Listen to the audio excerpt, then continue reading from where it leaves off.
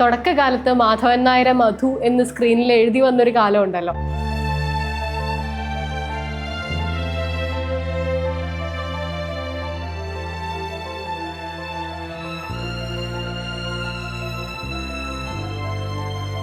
ഈ തിരിഞ്ഞു നോക്കാൻ തിരിയണം. ഒരു ദിവസം കൊണ്ട് സംഭവിച്ചല്ലല്ലോ ഇതല്ല. മിമിക്രി എനിക്കിഷ്ടമാണ്. അംഗീകരിക്കേണ്ട അല്ലെങ്കിൽ അംഗീകാരം ലഭിച്ചിട്ടുള്ള ഒരു ആർട്ടാണ്. ഒരുപക്ഷെ ബിഗിനിങ്ങിൽ ആദ്യത്തെ ദിവസം സിനിമയിൽ അഭിനയിക്കാൻ വന്ന ഫസ്റ്റ് ഡേ ആ ജാതി സീൻസ് അഭിനയിക്കാൻ തുടങ്ങിയപ്പോൾ ചമ്മലല്ല, ഒരു പരിചയക്കുറവ് തോന്നിയിരിക്കുക. അതിനുശേഷം എനിക്ക് അങ്ങനെ തോന്നിയിട്ടില്ല. എന്നെ ആരും കയറി ഉപദേശിക്കാൻ എനിക്ക് ഇഷ്ടമല്ല. അപ്പോൾ സ്വാഭാവികമായിട്ട് ഞാൻ ആരെയും ഉപദേശിക്കാൻ പോകാറുമില്ല. ഞങ്ങളടക്കമുള്ള തലമുറയോടെ എല്ലാവരും മൂത്ത തലമുറ ചീത്ത പറയുന്നത് രാവിലെ നേരത്തെ എഴുന്നേൽക്കണം. അത് ജനറേഷനെടുത്ത് പറയാനൊന്നുമില്ല. എനിക്ക് പലതും ചെയ്യണമെങ്കിൽ 10-15 മണിക്ക് ശേഷം നോക്കും. സിനിമ കാണാനോ വല്ലതും വായിക്കാനോ. കാരണം വിസിറ്റേഴ്സ് ഇങ്ങനെ വേണം. അപ്പോൾ കിടക്കുമ്പോൾ ഇറ്റ് വിൽ ബി അബൌട്ട് 2:33. സ്വാഭാവികമായിട്ട് എണീക്കുമ്പോൾ താമസം. 8 മണിക്കൂർ ഉറങ്ങണമെന്നല്ലേ പറയണേ. 8 മണിക്കൂർ ഉറങ്ങും ഞാൻ. രാഷ്ട്രീയക്കാർ സാധാരണ ഈ ചെയ്യാൻ വരാറില്ല. ആദ്യമൊക്കെ രാജ്യത്തിന് വേണ്ടി ആയിരുന്നു എന്ന് പറയണു. അത് കഴിഞ്ഞ് നമുക്ക് ഭരണം കിട്ടിക്കഴിഞ്ഞതിന് ശേഷം ഇതൊരു കാരിയർ മേക്കിംഗ് ഇൻസ്റ്റിറ്റ്യൂഷനായിട്ട് എനിക്ക് തോന്നിയിട്ടുള്ളൂ. നടനാവണമെന്ന് ആഗ്രഹിച്ചു. അന്ന് സിനിമയെ കുറിച്ച് ആലോചിച്ചില്ല. കാരണം അന്ന് മലയാളത്തിലാവണേ 3-4 സിനിമ ഒരു വർഷമുള്ളൂ. പക്ഷെ അഭിനയിക്കാൻ സിനിമ തന്നെ വേണമെന്നില്ലല്ലോ. ഞങ്ങളുടെ നാടകങ്ങൾ അഭിനയിക്കുമായിരുന്നു. പിന്നെ നാഷണൽ സ്കൂൾ ഓഫ് ഡ്രാമയിൽ ചേർന്നു. അപ്പോൾ പിന്നെ പഠിത്തം തന്നെ അതായി. തുടക്കകാലത്ത് മാധവൻ നായരെ മധു എന്ന് സ്ക്രീനിൽ എഴുതി വന്നൊരു കാലം ഉണ്ടല്ലോ. ആ ഒരു കാലത്ത് ആളുകൾ തിരിച്ചറിയുന്നു, നമ്മുടെ മുമ്പേ വന്ന ആളുകളെ സെലിബ്രേറ്റ് ചെയ്യുന്ന പോലെ നമ്മളെയും സെലിബ്രേറ്റ് ചെയ്യുന്നു, നമുക്ക് ആരാധകർ വരുന്നു. ആ ഒരു തുടക്ക സമയത്ത് ഇപ്പോൾ ഓർക്കുമ്പോൾ എങ്ങനെ അത്ര വർഷം പുറകിൽ ആദ്യം നമുക്ക് തോന്നുന്നൊരു സന്തോഷമൊക്കെ ഇല്ലേ? ആളുകൾ അതൊരു സ്വാഭാവികമായിട്ട് വരുന്ന കാര്യമല്ലേ ഇല്ലേ? ഞാൻ വന്നു 10 പേര് കണ്ട് 10 പേര് കാണുമ്പം അവർ കാണാൻ ആഗ്രഹിക്കും. അതൊരു വളരെ സ്ലോ പ്രോസസ്സല്ലേ.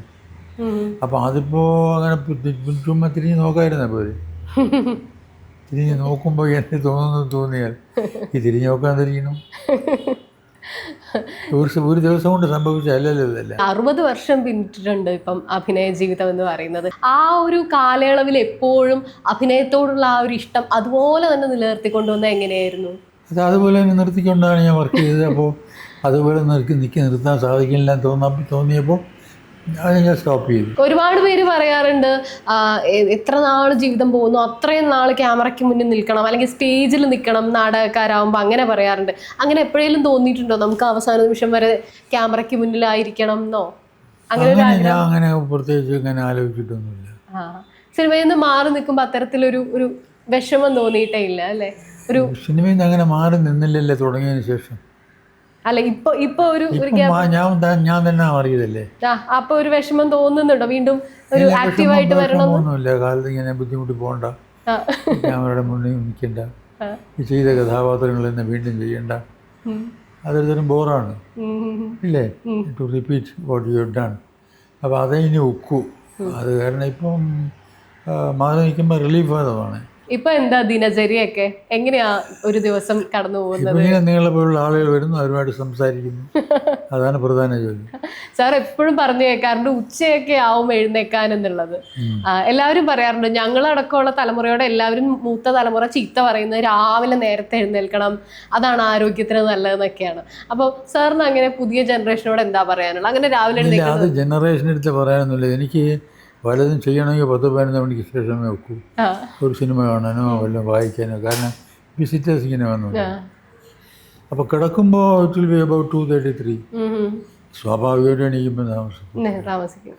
8 മണിക്കൂർ ഉറങ്ങണമെന്നല്ലേ പറയണേ. 8 മണിക്കൂർ ഉറങ്ങും ഞാൻ.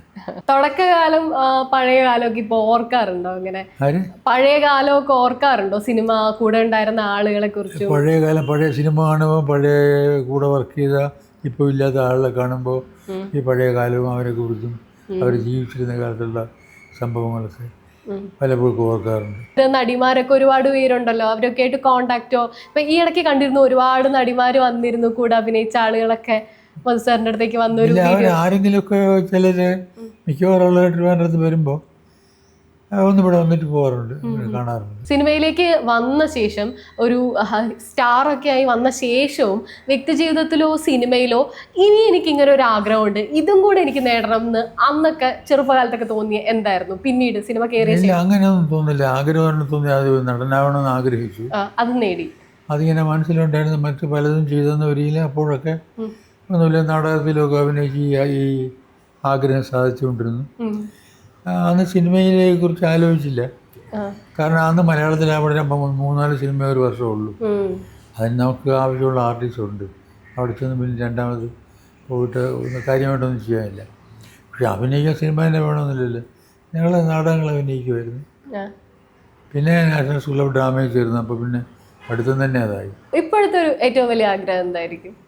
ഇപ്പോഴത്തെ ഒരു സ്റ്റേജിൽ ഈ ഒരു സ്റ്റേജിൽ ഇപ്പോൾ എന്താ മനസ്സിലൊരു ആഗ്രഹം ഉള്ളത്? എന്താ ഇപ്പോൾ ഒരാഗ്രഹമില്ല. ഇങ്ങനെ നിങ്ങളെപ്പോൾ ഉള്ള ആളുകളോട് വരണം, അവരുമായിട്ട് സംസാരിക്കണം. മനസ്സിലായില്ലേ? അടുത്ത മാസമല്ലേ 93-ാം പിറന്നാൾ? അടുത്ത സെപ്റ്റംബറിൽ അല്ലേ?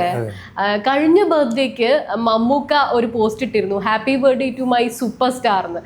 സിനിമയിലേക്കൊക്കെ വരുന്നതിന് മുമ്പ് തന്നെ മമ്മൂക്ക കത്തുകൾ അയച്ചിട്ടുണ്ടെന്ന് കേട്ടിട്ടുണ്ട്. അങ്ങനെ ഓർത്തെടുക്കാൻ സാധ്യതയില്ലല്ലോ അല്ലേ? ഒരുപാട് പേര് അന്ന് കത്തയക്കുന്ന കാലമല്ലേ? അല്ലേ, പല മമ്മൂട്ടിനെ പറഞ്ഞറിഞ്ഞിട്ടുണ്ട്, ഞാനും അറിഞ്ഞിട്ടുണ്ട്. അപ്പോൾ പിന്നെ ഓർക്കുന്ന കാര്യം എങ്ങനെയാ ആ ഒരു രണ്ടാമതൊരു തലമുറ വരികയാണ്, അവര് മധുസാറൊക്കെ കൊണ്ടു നടന്ന ഒരു ലെജസി ഉണ്ട്, അല്ലെങ്കിൽ നിങ്ങളുടെ പിന്മുറക്കാരായിട്ടാണ് ലാലേട്ടനും മമ്മൂക്കിയൊക്കെ വരുന്നതും ആളുകൾ പറയുന്നതും ഒക്കെ. ഇവരെ പരിചയപ്പെടുന്നതും അവരുമായി സൗഹൃദം ഉണ്ടാവുന്നതൊക്കെ എങ്ങനെയായിരുന്നു? അല്ല, ഓരോരുത്തർ പുതിയതായിട്ട് വരുമ്പോൾ പുതിയതായിട്ട് ധാരാളം പേര് വന്നിട്ടുണ്ട്. അതിൽ വിരലിൽ ഉണ്ടാവുന്ന ആൾക്കാർ താരങ്ങളായിട്ടുണ്ട്. അപ്പോൾ അവരെ വളർച്ച നിന്ന് കാണുമ്പോൾ ഒരു രസം തോന്നാറുണ്ട്. നമുക്കാളും കുറേ കൂടെ ബെറ്ററായിട്ട് അവർ ചെയ്യുന്നല്ലോ. കാരണം അവർ എൻ്റെ തലമുറയെ അടുത്ത തലമുറയുടെയും കൂടെ നോക്കി പഠിച്ചിട്ട് വരണേ. അതുകൊണ്ട് naturally they will be doing better. അത് കാണുമ്പോൾ ഒരു സന്തോഷം തോന്നാറുണ്ട്. ഒരു പരിപാടിയിൽ ലാലേട്ടനോട് പറഞ്ഞിട്ടുണ്ട്, എൻ്റെ രംഗത്ത് എനിക്ക് ചെയ്യാൻ പറ്റാത്ത കാര്യങ്ങൾ ചെയ്ത ഒരാൾ എന്ന രീതിയിൽ പ്രായത്തിൽ കൂടുതലാണെങ്കിലും ലാലിനോട് എനിക്ക് ആരാധനയുണ്ട് എന്ന് പറയുന്നു. എന്താ അങ്ങനെ തോന്നിയ കാര്യങ്ങൾ? എന്താ എൻ്റെ രംഗത്ത് എനിക്ക് ചെയ്യാൻ പറ്റാത്ത കാര്യങ്ങൾ ലാല് ചെയ്തു എന്ന് പറഞ്ഞ ആ സ്റ്റേറ്റ്മെൻറ്റിൽ? അതങ്ങനെ പ്രത്യേകിച്ച് ഇന്ന കാര്യമൊന്നും പറയാനൊക്കെ. നമ്മൾ വർക്ക് ചെയ്യാൻ നേരത്ത് ഈ കഥാപാത്രങ്ങൾ നമ്മൾ പ്രസൻറ്റ് ചെയ്യുമ്പോൾ നമുക്ക് ചെയ്യാൻ സാധിക്കുന്നതിനേക്കാളും കൂടുതൽ ആ കഥാപാത്രത്തിന് ഏതാണ്ട് ഇതുപോലുള്ളൊരു കഥാപാത്രം വേറൊരാൾ ചെയ്യുമ്പോൾ അത് കുറേ കൂടെ മെച്ചമാകുമ്പോൾ നമുക്ക് തോന്നും അത് നമുക്ക് ചെയ്യാൻ സാധിച്ചില്ലല്ലോ. അത്രയേ ഉള്ളൂ. പലപ്പോഴും പുതിയ കുട്ടികൾക്കൊക്കെ മധു എന്നുള്ളൊരു ആക്ടറെ മുഖം കാണുന്നതിനും സിനിമ കാണുന്നതിനും ഒക്കെ മുമ്പ് ചിലപ്പോൾ അവർ TV ആദ്യമായി കാണുമ്പോൾ ഈ മിമിക്രിക്കാർ അവതരിപ്പിച്ച ബോഡി ലാംഗ്വേജും ശബ്ദവും ഒക്കെ ആയിരിക്കും ആദ്യം മനസ്സിൽ വരിക. പിന്നെയാണ് മധുസാറിൻ്റെ സിനിമകൾ ഒരു പ്രായം കഴിഞ്ഞ് കണ്ടു തുടങ്ങുകയൊക്കെ ചെയ്യുമല്ലോ. ഈ മിമിക്രി ആസ്വദിച്ചിട്ടുണ്ടോ? മധുസാറിനെ തന്നെ അനുകരിക്കുന്നതും? ഇത് ഞാനും പല പ്രാവശ്യം പറഞ്ഞത് കാരണം വീണ്ടും ആവർത്തിക്കാൻ വിഷമമുണ്ട്. എന്നാലും ഞാൻ പറയാം. പലപ്പോഴും ഞാൻ പറഞ്ഞിട്ടുള്ളതാണ്, മിമിക്രി എനിക്കിഷ്ടമാണ്. Mimicry is an art. ഒരു അംഗീകരിക്കേണ്ട അല്ലെങ്കിൽ അംഗീകാരം ലഭിച്ചിട്ടുള്ള ഒരു ആർട്ടാണ്. പക്ഷെ നാം കാണുന്നത് ശരിയായിട്ടുള്ള മിമിക്രി അല്ല.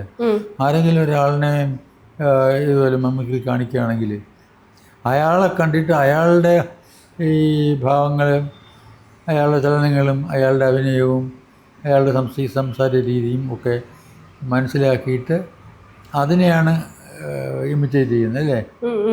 പക്ഷെ അത് കഴിഞ്ഞ് ഇങ്ങോട്ട് വരുമ്പോൾ എന്ത് ചെയ്യുമെന്ന് പറഞ്ഞാൽ അടുത്ത തലമുറ വരുമ്പോൾ ഈ മിമിക്രി ചെയ്തവനെ, മിമിക്രി കാണിച്ച ആളിനെ പിന്നെ ഫോളോ ചെയ്യുന്നത്.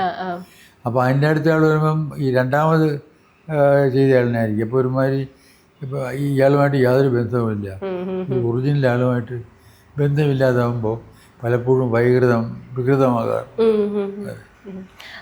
കുറച്ചു മുമ്പ് ഷീലാമ്മ ഒരു അഭിമുഖത്തിൽ പറഞ്ഞിട്ടുണ്ടായിരുന്നു, നസീർ സാറൊക്കെ ആണെങ്കിലും അങ്ങനെ തമാശ പറഞ്ഞു കൂടെ ഇരിക്കാൻ പറ്റുന്ന ആൾക്കാരൊന്നുമല്ല, മധുസാറിനോടായിരുന്നു എനിക്ക് സംസാരിക്കാനും തമാശ പറയാനും ഒക്കെ ഒരു സ്വാതന്ത്ര്യം ഉണ്ടായിരുന്ന സ്പേസ്. പക്ഷെ അതുപോലെ തന്നെ മധുസാറ് അന്ന് റൊമാൻറ്റിക് മൂവികളൊക്കെ ചെയ്യുമ്പോൾ സാറിനൊരു മടിയായിരുന്നു, ഒരു ചമ്മലായിരുന്നു എന്നൊക്കെ. അതെന്താ, റൊമാൻറ്റിക് മൂവികളൊക്കെ അന്ന് ചെയ്യുമ്പോൾ മധുസാറിന് എപ്പോഴും ഒരു ചമ്മലായിരുന്നു നായികമാരുടെ കൂടെ അഭിനയിക്കാനൊക്കെ. അങ്ങനെ ഇല്ല, അത് അവർക്ക് തോന്നിയിട്ടില്ല. എനിക്ക് വലിയ ചമ്മലൊന്നും തോന്നിയിട്ടില്ല. അപ്പൊ വെറുതെ തോന്നിയിട്ടേ ഇല്ല. ഒരു പക്ഷേ ബിഗിനിങ്ങിൽ ആദ്യത്തെ ദിവസം സിനിമയിൽ അഭിനയിക്കാൻ വന്ന ഫസ്റ്റ് ഡേ ആ ജാതി സീൻസ് അഭിനയിക്കാൻ തുടങ്ങിയപ്പോൾ ചമ്മലല്ല, ഒരു പരിചയക്കരവ് തോന്നിയിരിക്കുക. അതിനുശേഷം എനിക്ക് അങ്ങനെ തോന്നിയിട്ടില്ല. പുതിയ തലമുറയിലെ ആളുകളെ നിരീക്ഷിക്കാറുണ്ടോ? സിനിമകൾ കാണാറുണ്ടോ? ഇപ്പം ഏറ്റവും പുതിയ ജനറേഷൻ്റെയൊക്കെ കാണാറുണ്ട്. ഇഷ്ടം ആരെയൊക്കെയാ കൂടുതൽ കാണാറുള്ളതും ഇഷ്ടം കൂടുതലുള്ളതും ഒക്കെ അത് ആരൊക്കെയാ? പറയാൻ പാടില്ലല്ലോ. ഇഷ്ടം കൂടുതലും കുറവും ഉണ്ടെങ്കിൽ തന്നെയും ഇപ്പോൾ ചെയ്യുന്ന ആളുകളെല്ലാം ഞാൻ ഒരേ രീതിയിലല്ലേ കാണേണ്ടത്. അത്ഭുതപ്പെടുത്തിയ ആരെങ്കിലും ഉണ്ടോ? ആര്? അത്ഭുതപ്പെടുത്തിയ ആരെങ്കിലും ഉണ്ടോ? പെർഫോമൻസ്, ഇപ്പോൾ ഒരു സിനിമയിലെ പെർഫോമൻസ് കണ്ട് റീസെന്റ് ഒരു സിനിമ കണ്ടിട്ടൊക്കെ അത്രയും ഇഷ്ടപ്പെട്ടത്? അല്ല, എല്ലാവരെയും എനിക്ക് ഒരു അവരുടെ ക്വാളിറ്റി അനുസരിച്ചിട്ട് അവരുടെ പെർഫോമൻസ് അനുസരിച്ചിട്ട് ഓരോ രീതിയിൽ ഓരോരുത്തരെയും എനിക്കിഷ്ടമാണ്. ഇന്നത്തെ മലയാള സിനിമയ്ക്ക് മധുസാറിനൊരു ഉപദേശം, മലയാള സിനിമയിൽ മുഴുവനായുള്ള ആളുകൾക്ക് എല്ലാവർക്കും ഈ കാര്യം കൂടെ ചെയ്യൂ, അങ്ങനെ പറയാൻ എന്തെങ്കിലും ഉണ്ടാവുമോ?